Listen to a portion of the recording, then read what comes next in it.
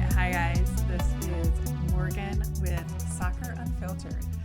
This is my first podcast. I am so excited to finally be able to start a podcast about soccer in general, more towards NWSL, because I am obsessed, and be able to talk about all the things that are going on in the soccer world. I am a ex-college soccer player. I played at a small D2 college up in Michigan called Northwood University. I actually didn't even know I was going to play soccer in college, even though I played it throughout my whole career of high school and throughout my life until my senior year. So I actually went to a D3 college called Olivet College, and I played soccer there. I played volleyball and basketball. So I am very well versed in different sports. I actually tried out for the football team as their kicker. Tried out in the spring. The coach told me to come back in the fall, but just didn't align with everything that my parents said. So that's a little bit about me. I currently reside in Charlotte, North Carolina. I play on a ton of soccer leagues around here. I am super involved with the soccer community here. I love playing co-ed with my women's team. It is a super competitive atmosphere, and I am just in love with the sport of soccer. So that's what kind of got me started into doing a podcast more about, just the personal, down-to-earth level of how I feel about NWSL and that MLS and everything just soccer related. So let's get right into it. So I'm just gonna do a quick little top players of the NWSL right now, because we're basically a month in of season and it has been super crazy, guys. There's some teams that I definitely thought would be at the top of the charts because of all the trades that happened. There's some teams that have really surprised me on how well they're meshing, and they're just a super exciting team to watch. We have some players that came back, like Allie Long and Julie Ertz from maternity leave, along with Casey Kruger. We had some injuries. Malpew, I am so sorry about your injury, and I pray for a quick and easy recovery. We are for sure going to miss you at the World Cup. I also read a stat yesterday from a soccer Instagram post that there was 57 ACL tears within women's soccer in the past year or so. That is astonishing. And I'm reading up some stuff, and a lot of people are saying there's a correlation between turf and playing soccer, and also just not having the right amount of access of athletic trainers to help do those sessions to prevent ACL tears and to recover from injuries quicker. And that's just super interesting to me, because I have never even seen or heard of so many injuries in a year in a sport in my life. I feel like this whole ACL tearing spree has just been going on for the past 2 years, and it has been just crazy to see. But yeah, let's dive deep into some players that I think are making a name in the NWSL. We're going to start out with the top team in the chart, Portland Thorns. I did not expect anything less of this team to come in this season just dominating. Obviously won NWSL season champs last season, and Sophia Smith put us on a show last year of how well she can just handle people tearing her down, saying she's not good enough, saying she's too young. She did the famous pose of And I love her. She is an amazing player. She is an awesome asset to the national team, and I am so excited to hopefully see her on the roster for the national team for the World Cup this year. But yeah, so obviously Sophia Smith is definitely on that top radar of Portland Thorns. She's been their goal scorer, their top assist player for this season so far, and she's just really been grinding.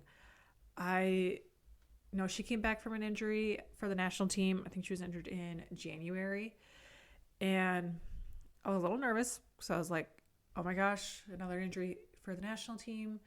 We cannot have that. But she's okay. She's fine. And she didn't start this past game, but that was because her boyfriend was getting drafted to the NFL, and he went to the Cardinals. So we're going to have Juilliards and Sophia Smith have their boyfriend's husbands play in the Arizona Cardinals, and that's super awesome for both of them. So congrats to her to be able to be by his side and support his football career, because that's a really awesome achievement to be able to be drafted in the NFL. So she's on the top one. And then Crystal Dunn. You know, she came back late last season from maternity leave, and I just had a baby back in August, and she is like mom goals. Literally had an amazing pregnancy. Literally was practicing with Portland Thorns.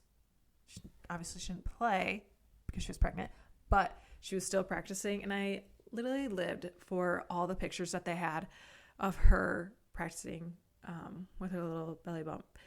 And she came back, and you could tell she was still kind of getting in the groove of things. 'Cause I'm telling you, after you have a baby, everything just kind of feels a little funky. Like you're not used to having such like brittle bones and, you know, feeling stiff all the time. So you definitely saw her kind of feel a little awkward.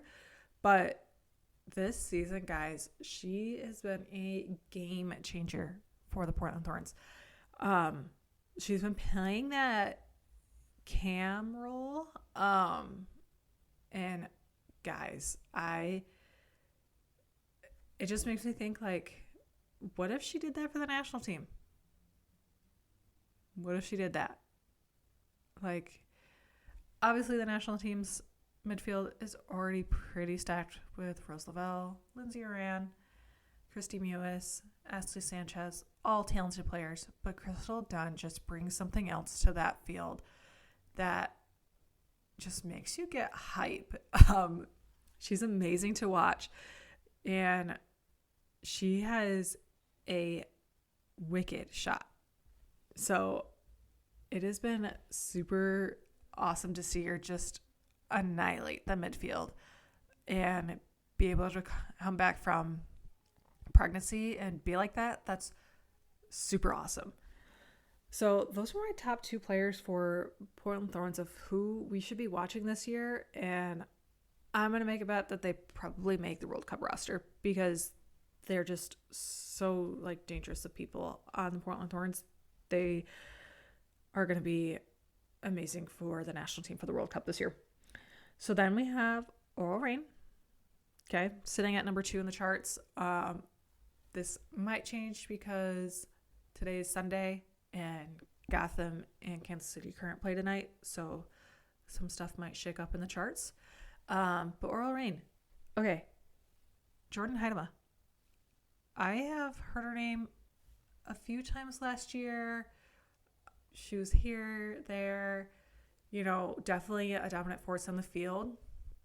But I feel like so far this past like couple of weeks, she just came alive on the field for Oral Reign.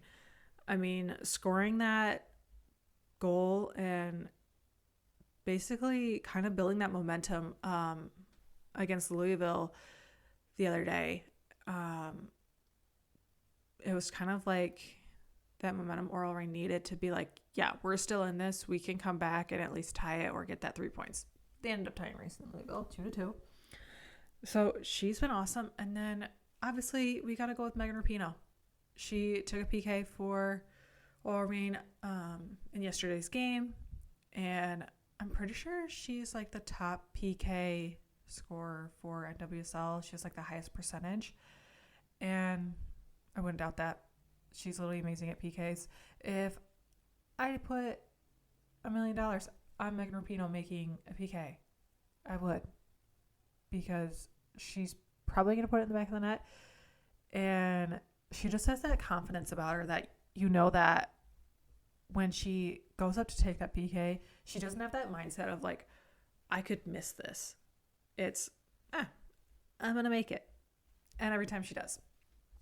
So I feel like, you know, she is getting older and she might not be that full 90-minute player, but that lasts like 20, 30 minutes in the game and she goes to sub in, kind of like what she does for the national team. She just makes the game just so much like more flowy, more hype because, dude, it's Megan Rapinoe.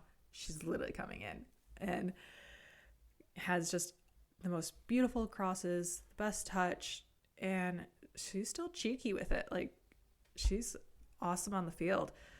And I think just Orlean needs that type of leader to where even if you don't start, you can still make a huge impact on your team. And I think just the mesh of Orlean just kind of goes well together. They're a solid team. They have some veterans. They have some newer players. And I think they all kind of just do well together. And I cannot see them having, you know, a bad season. I'm going to say that they sit in the top, like, quarter of the charts at the end of the season. So that's my top players for Orlean. And then we got San Diego Wave. Guys, when they came in last year, I was like, you know, they're a new team. They're probably going to sit like bottom of the chart because just they're new. And, you know, even though they have Alex Morgan, Germa, Taylor Korniak, like they have all these well-named players, they still got to kind of learn how to mesh together and work as a team. But last year, they killed it. And I think it was just because Casey Stoney really knows how to coach a team and be able to talk to each individual player to be able to help them, you know, grow their game as an individual, but also be able to, you know, learn how to mesh well with the players around you, and learn how to kind of go in one motion. And, you know, they played Orlando Pride last night. It was not the outcome that I expected to see. I don't even think Casey Stoney expected to see that outcome. Congrats to Orlando Pride. They needed that win, and I think this is, you know, a big wake-up call to San Diego that you can't just sit back on teams that, you know, are young and are sitting at the bottom of the chart. Like, you got to be ready for that. Because you never know who's going to show up. So my top players for San Diego to watch out for, Jaden Shaw. If you did not see her goal, you missed out. Because the goal that she scored last night, like, you have to hit it perfectly to be able to score. And she did it. She made that near post run. Somehow she was able to contork her hips and her foot to hit that with her right foot, angle in the goal. And it was within the first like 10 minutes of the game. So I was like, dude, San Diego is literally got this game in the back of their pockets. But it didn't happen like that. So Jaden Shaw is definitely a person to watch out for. And I actually personally think that maybe she's not ready for the national team prior to World Cup, but I think after the World Cup, I think she should be on Vlaho's radar to be brought up because I think she just brings some sort of like energy to the game that would help so much for the US, because she just does stuff that really just like makes your jaw drop, because she does it so flawlessly and she has so much grit to her that I think that top line in the US really could use her, because she just has a different style of play. And at 18 years old, she has like unlimited potential. She's already great now. I can't imagine what she's going to be in like 3 to 4 years. It's going to be insane. And then we obviously have Germa. Germa has been rock solid for both San Diego Wave and the national team. And this is only her second year of NWSL. You would think from watching her, she's been playing in the NWSL for like 4 or 5 years. And it's crazy to think that, no, she's been literally only playing for 1 season, and now she's starting her second. And, you know, she did get unlucky with that goal that Orlando Pride did. She basically like stepped and the ball went through her legs and they scored off that. Unlucky, but she's already been named captain for San Diego Wave a handful of times when Alex Morgan does sit for an injury or just for rest.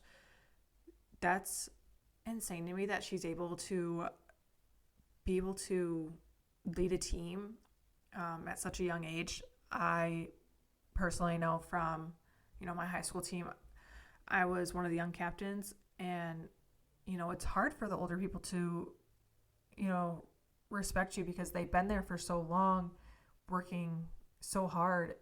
But, you know, when you got that leadership skill like Germa has, you know, you just can't really say, you know, she shouldn't be captain.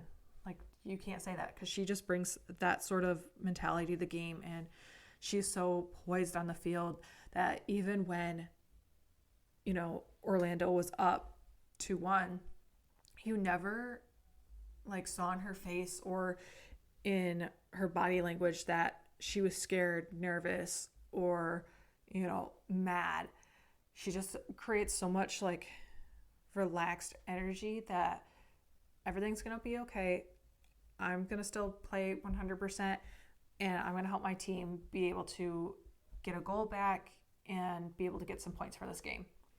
So Germa's always a person to watch out for, just because of that relaxed mentality that she has on the field, that you never feel rushed with her, that it's always just like, dang, she's a really good leader. She doesn't freak out, and she's just flawless.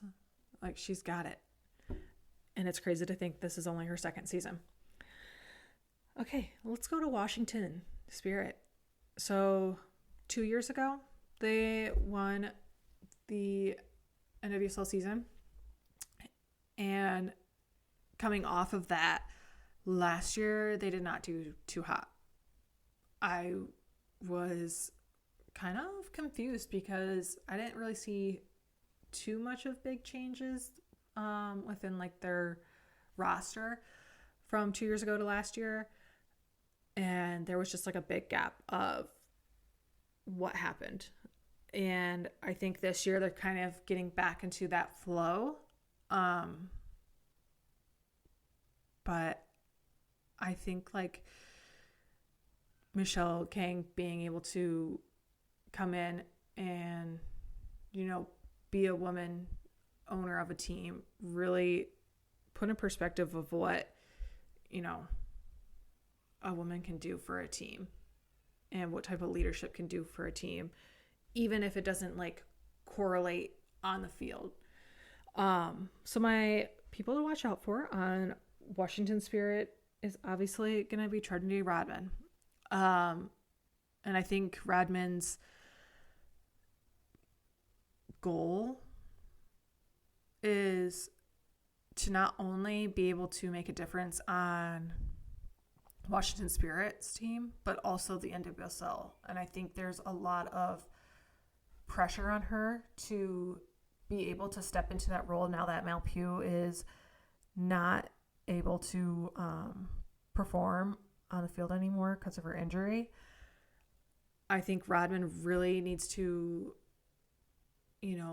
start scoring some goals for Washington Spirit consistently. But I know she is a very gritty worker, and she's going to work hard on the field. And I think she's the type of person, like, once she gets in that goal scoring flow, that she's very hard to stop. And I think it's just a person that you have to watch out for on the field, because when she's on, she's on. Like, it's going to be a hard battle to win against her. And I think that's something that she can bring to the national team. I think there's just that level that she needs to just bring for the World Cup, because I think she's going to be named to that roster. And that's huge for her. I think that was a goal of hers, and I'm really hoping that she does make this World Cup roster, because that grit that she has, we could definitely use on that top line. And then Sam Staub.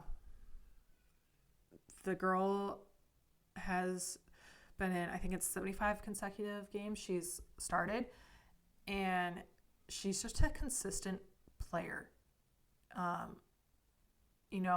There is some off games, but she's always that person, kind of like Irma, just maintains good poise to where she's going to perform her best. And I think she just has that mentality that we're going to come into this game winning no matter what. And I think this is just a person that you have to watch out for, because even though she plays in that back line, she's able to score off some corners. She will make the runs. And she's just a solid player that you need on the field. And I think she's just a really great asset to Washington Spirit. And my prediction for Washington Spirit, I think they do land in the top half of the NWSL chart. I think they just got to get that goal scoring flow back like they did a couple of years ago, because I think that's what they missed last year. And I think if they get into that again, that I think they'll be a very hard team to beat, because along with Ashley Hatch and Sanchez, they all play on the national team and they all play on the same team. That chemistry that they have could really help them NWSL level and national team. So next, Gotham. Oh my gosh. When I first heard that Lynn Williams was going to Gotham, I was in awe, because I was a North Carolina Courage fan because I live in North Carolina. And when I saw that she got traded to Kansas City Current along with Sam Mewis, I was like, dang, we just lost some solid players. And when I was watching the draft and I saw her get drafted to Gotham for Kansas City Current to have a pick, and I'm pretty sure they picked up Michelle Cooper on that, I was like, man, I don't know if I agree with Kansas City Current on doing that. Obviously, Michelle Cooper is a really good player, but I think just the player that Kansas City Current needed was a more veteran player up top. And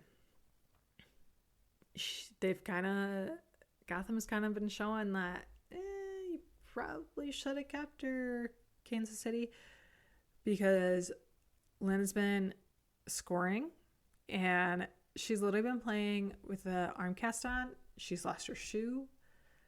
And I know she's been in the ringer with, her arm cast, but she's literally been killing it. I think this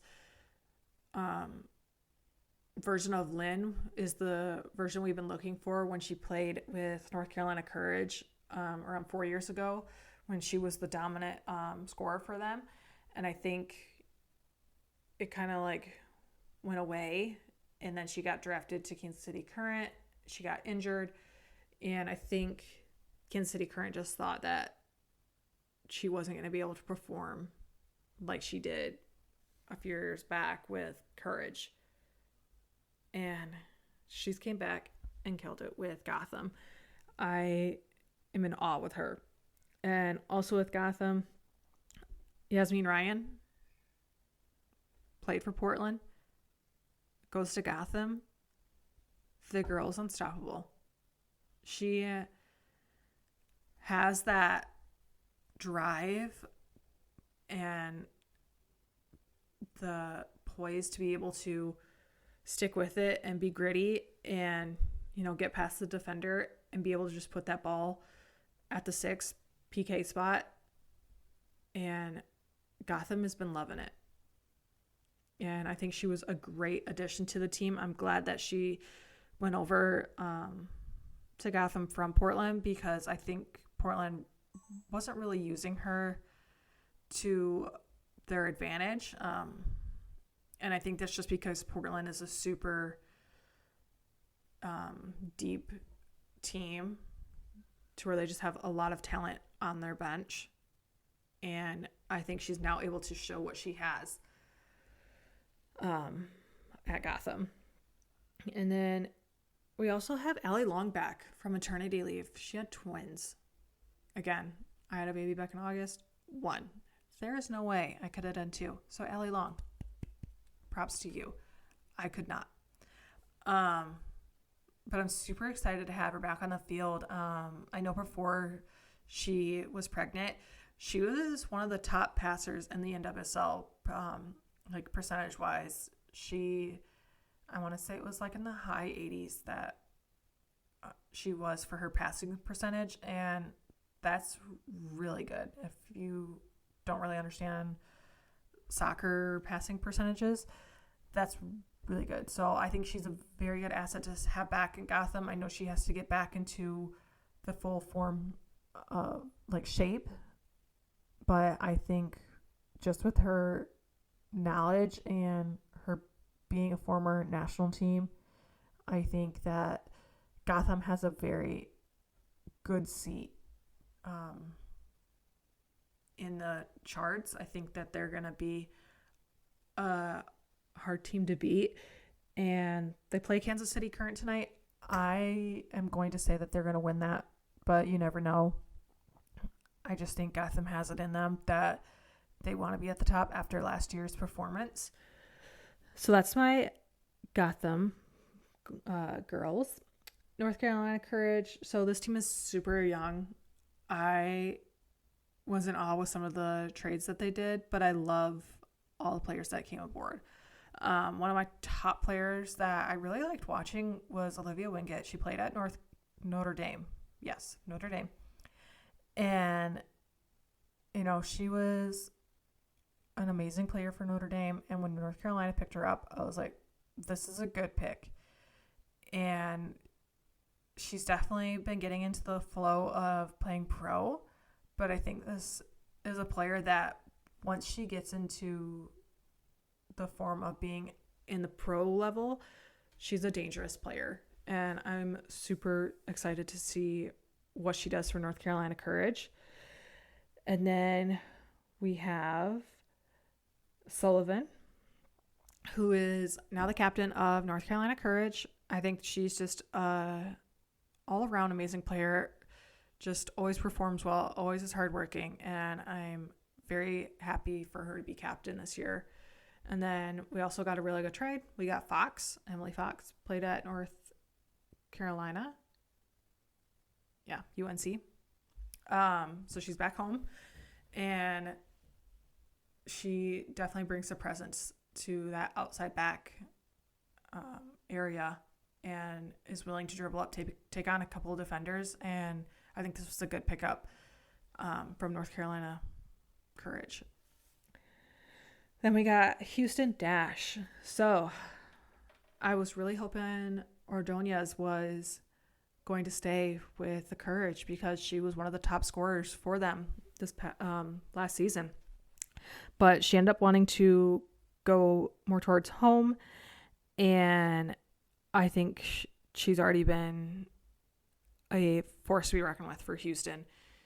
Her Ebony Salmon and Maria Sanchez. I think that front three is very dangerous. They got the height, they got the speed, they got the talent, the skills to where they can make a very dangerous front three once they are able to really build that chemistry between the three of them. And, it was an unlucky event against North Carolina Courage on Friday night. They ended the game at the 51st minute due to weather. And it was a 1-0 win for North Carolina Courage. And there's a lot of argument about the NWSL rule about weather delay and calling it a game. And honestly, I don't think the game should be rescheduled. I think that's just how the cookie crumbles. And I think that's just a coaching technicality that you should know that weather is coming and know that it could pause the game and end up in a long delay and then possibly ending the game like it did and calling it. And I think you just need to come out playing strong that first half. And I think North Carolina Courage did a really good job at that. And I think that's just a coaching error that you need to let your team know, like, weather's coming. You have to show up in this first half because I don't know what's going to happen in the second half. So Diana Ordonez, I think, is going to be a huge help for that Houston Dash front line. And then Maria Sanchez, I mean, the girl's amazing. She plays for the Mexico national team. And I don't know how, but she has these amazing foot skills that she just can get past anybody if she wants to. And I love watching her play. So I think her and Ordonez are going to be a great pairing for the rest of the season. Then we got Angel City FC. So we just got Julie Ertz. I'm a huge Julie Ertz fan. And I'm glad that, when Angel City retained the rights to Julie Ertz, I'm glad that they did sign her on because I think that's where they were really lacking at the beginning of the season was their midfield. I think having Savannah McCaskill in that CDM position really limited her from going up, and she's a very skilled player with her feet and a very good goal scorer. So I think having her in that CDM really just limited her from being able to go up. And now with Julie Ertz sitting there, she's able to play at that cam position. And I think that whole midfield just got so much better. And I think once they all click together, they're going to be a very dangerous team. So obviously, Julie Ertz is the person to watch. If you didn't watch the game last night, she scored a header. And it was just like old times. Like, she's back. She can score off her normal headers like always. So I think she's a person to watch. I think she's definitely, not where she used to be, but I think she's going to be an even better player. I mean, you can even see it that she's, able to be more tight spaces and take a person on better than she used to be. I think before she wasn't really willing to take somebody on or, take too many dribbles. And I think now she's more confident in that area. So I'm super excited to see where that goes for her in the season. And then also Savannah McCaskill. We've seen her move to multiple different teams, and I think she's just really excelled with Angel City. And she's just a cheeky player. I love watching her play, and I know she wants to give it her all every single game, and she wants to win.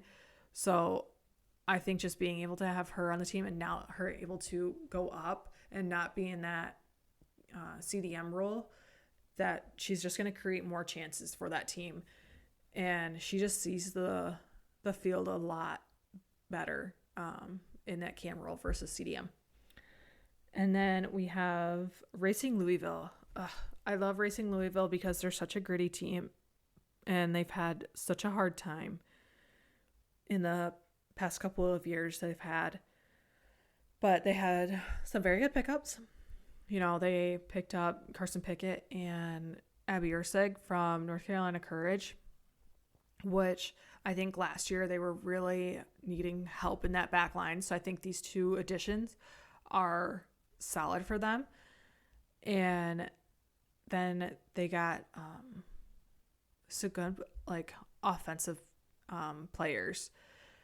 And gosh, the past couple of games they've been up 2-0 in the half, and they ended up tying it. And they come out so strong in the first half, which I think is great, because I think a lot of teams, it takes time for them to really ramp up. But I think Racing Louisville sets the tone of we're going hard minute one. And I think that's why they get up in goals so quickly in the first half. I just wish they would stay in that mentality in the second half, knowing that teams can come back and tie the game. And it sucks to see that. But Savannah DeMello scoring is a no-brainer. She did amazing last year with those goals outside the 18. We picked up Paige Monahan from Gotham, and I think she just mixes well so much better with Racing Louisville than she did with Gotham. And so it was really amazing for her to score, because I think that's what she needed to really have things click for her. So I think she's an amazing addition for Racing Louisville. And so she's one of the players that I'm telling you to watch out for, because she's fast and she knows how to put the ball in the back of the net. Carson Pickett, gosh, from Orlando Pride, North Carolina Courage, to now Racing Louisville, she has just been a consistent player. She has these amazing crosses and great defensive skills, and she makes those runs up the sides that really gives chances for Racing Louisville, and it pays off for her. So I think she's a great player to watch, because she's just every game a very solid player. And then Jalen Howell, I think definitely it took some time from her to transition from D1 to pro. And I think when you're going from a team like Florida State, all those girls are very, very talented. And so when you're going to a team that all play at a high level and they're all very solid players, to a team that's very new and play at different levels, you have some veterans, you have some newbies. I think you just have to figure out that chemistry. And I think that's what really she struggled with, was really trying to mesh last year. And I think this year she's really took the off season seriously and been able to put her hard work and dedication into the season. And now she was named captain.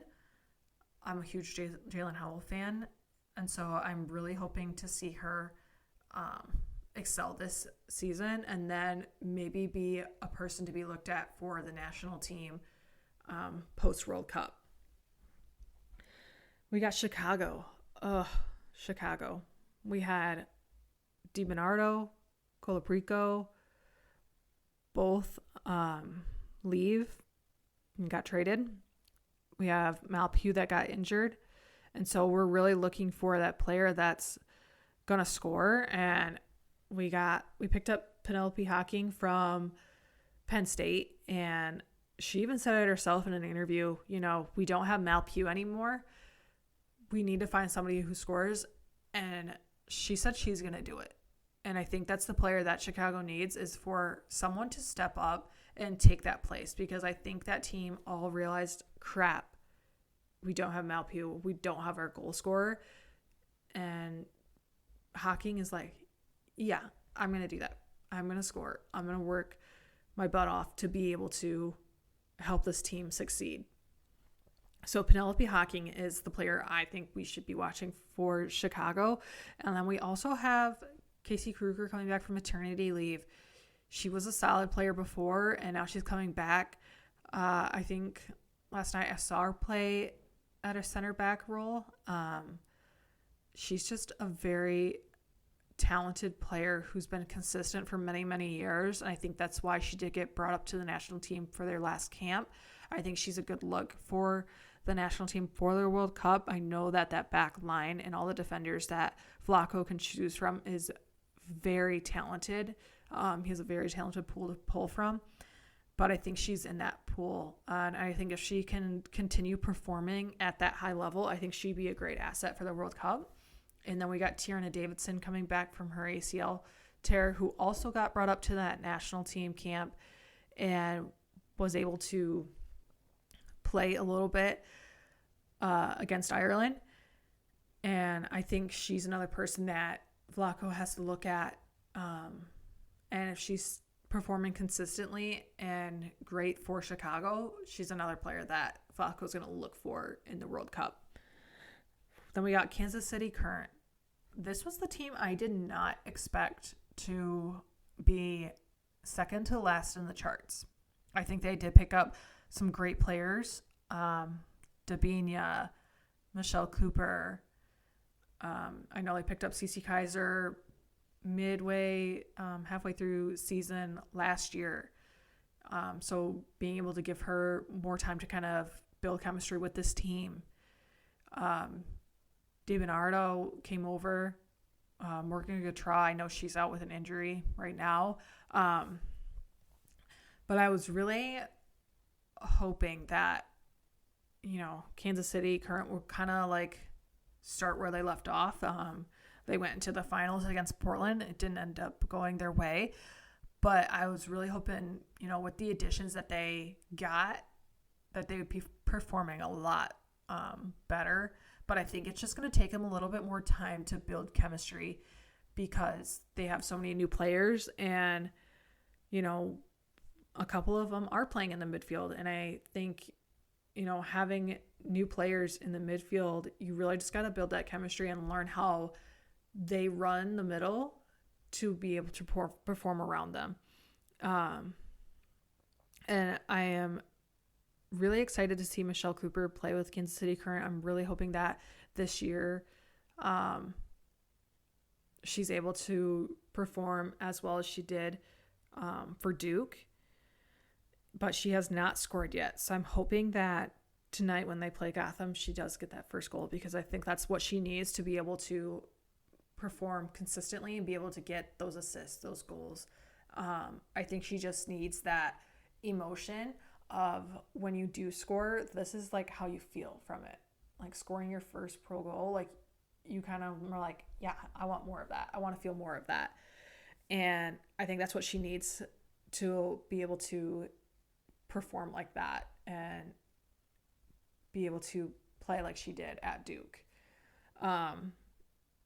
So Michelle Cooper is a player I think you got to watch once she starts scoring. But I think the two top players that you need to watch this year is Cece Kaiser. She has already scored a couple of times so far. And she just, plays so much better with Kansas City Current than she did with Racing Louisville. She was a good player for Racing Louisville, but I think this Kansas City Current team, she just meshes so well with. And I think this year it's really just going to kind of click for her.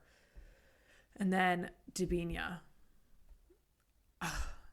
Gosh, I wish she would have stayed at North Carolina Courage, but it's kind of fun to see her on a different team. And I think she was probably the best person that was like traded over all the trades that happened. I think that was the best trade that Kansas City Current won, to have Dabinia come. I think she's a great asset, and I think once everybody on that team learns how Dabinia plays and how she can play with Labonta and Haley Mace, I think that that team is going to be very dangerous once they get that chemistry down. And then last we got Orlando. So Orlando won last night against San Diego 3-1. It was a crazy game. I wouldn't have expected Orlando to win against San Diego. And they absolutely came out with like fire and grit. And it was so cool to see because Orlando Pride is such a young team and new that it was fun to watch them actually be able to mesh. And I think a few of the players that we should be watching this year is Michaela Clough. So I think that, she had a challenging time transitioning from BYU to the pro level. I think just like the pace really was challenging for her that first year. And this year, I think similar to Jalen Howell, I think she took her offseason pretty seriously and was able to really learn from what she needed to get better at. And now she's been performing really well. She ended up scoring off a header last night. So it was really awesome to see that, because I think she needed a goal to really gain that confidence.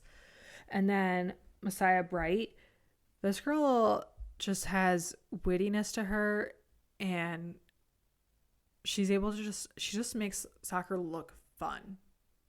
Like, she knows how to play hard, but she's also having fun with it too. And I think Messiah Bright is a person that the defense needs to watch out for, because when she's on, she's on. She's not just the goal scorer, but she's also the person that's going to be the person to assist and always work hard for that ball. So I think that's a player that you have to watch out for. And then Marta is back, which, thank goodness, she had a good recovery from her ACL tear. It was really hard to see her go down last year and get hurt, because Marta is that core player for Orlando Pride, and it's good to see her back. I think now we just gotta figure out how we let Marta play like Marta and how we can all mesh around that, because she's such a good player that we have to let her do her thing in order to succeed, because she just sees the field so much differently and brings that uniqueness on the field that everybody can benefit from. But those are my players that I think we should really watch out for this year. And I just want to also bring up that we also have 2 new teams that are forming. So we got the Bay Area, and then we got Utah Royals coming back with Amy Rodriguez leading. Guys, Amy Rodriguez coaching, I am so excited to see. And I'm so excited to see the Bay Area, what their name is, what they're called. Super excited. And then I also heard about Boston possibly having another team being formed after the Boston Breakers went away. So I'm super excited to see that. But guys, thank you for listening to my first podcast. Super excited what is going to happen. And definitely watch out for these players and these teams, because I feel like there's going to be some craziness once the World Cup hits and Challenge Cup starts playing. It's going to be a fun year, guys. But this is Morgan with Soccer Unfiltered.